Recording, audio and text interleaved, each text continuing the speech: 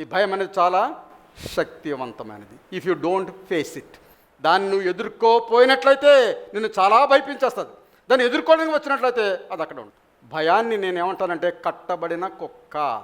మా ఇంటికి వచ్చారనుకోండి, కుక్క బో బో అని అరుస్తుంది.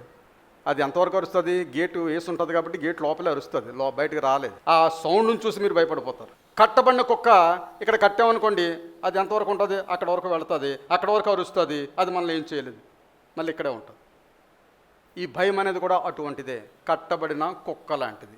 ఆ భయం అనేది మన జీవితంలో చాలా తిక్కిగా కనబడుతుంది, చిక్కగా కనబడుతుంది.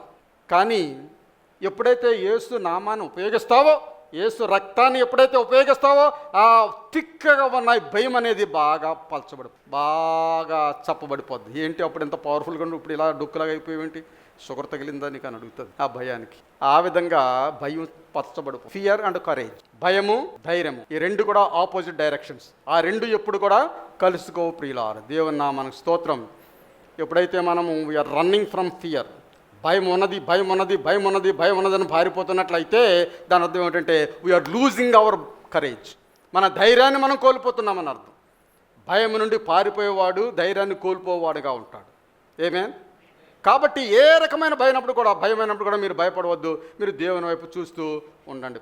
అయితే మనకు కావాల్సింది ఏమిటంటే ఆ శక్తిని మనము పొందుకోవడానికి మనం చేయవలసింది ఏమిటంటే దేవుని వాక్యం మీద విశ్వాసం ఉంచుకోవాలి. మన క్యారెక్టర్ దేవుని నిలుపువానిగా ఉండాలి. మన కరేజ్ కలిగిన వానిగా ఉండాలి.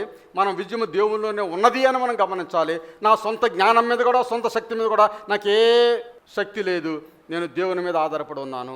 దేవుడే నాకు శక్తినిచ్చేవాడు, దేవుడే నాకు విశ్వాసంనిచ్చేవాడు, దేవుడే నా క్యారెక్టర్ మలిచేవాడు, దేవుడే నా జీవితంలో ధైర్యాన్ని ఇచ్చేవాడు, దేవుడే, దేవుని వాక్యమే అని చెప్పి మనము సిద్ధపడిపోవాలి. We have to prepare to seek God. దేవుని చూడడానికి మనం సిద్ధపడాలి. We have to prepare to fix our eyes on God. మన నేత్రాలు దేవుని మీద నిలపడానికి మనము సిద్ధపడాలి.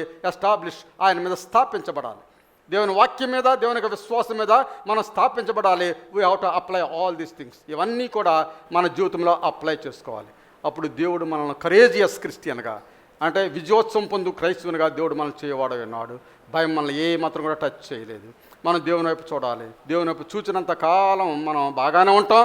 ఆ నేత్రాలు మరల్చామంటే పలచబడిపోవారు కానీ మన భక్తిలో. ఆ విధంగా కాకుండా ఏది ఏమైనప్పుడుగా whatever takes place in our life, మన జీవితంలో ఏ పరిస్థితులు ఏర్పడినా మనం దేవుని మీద, దేవుని వైపు చూచువారు కానీ నేను ఉంటాను. ప్రతిదినము కూడా దేవుని వైపు చూచువానిగా ఉంటాను, ప్రతిదినము కూడా దేవునితో మాట్లాడువానిగానే ఉంటాను అనే ఒక తీర్మానంతో మనం ముందుకు కొనసాగిపోవారుగా ఉండాలి. దేవుడి మాటలు దీవించును గాక.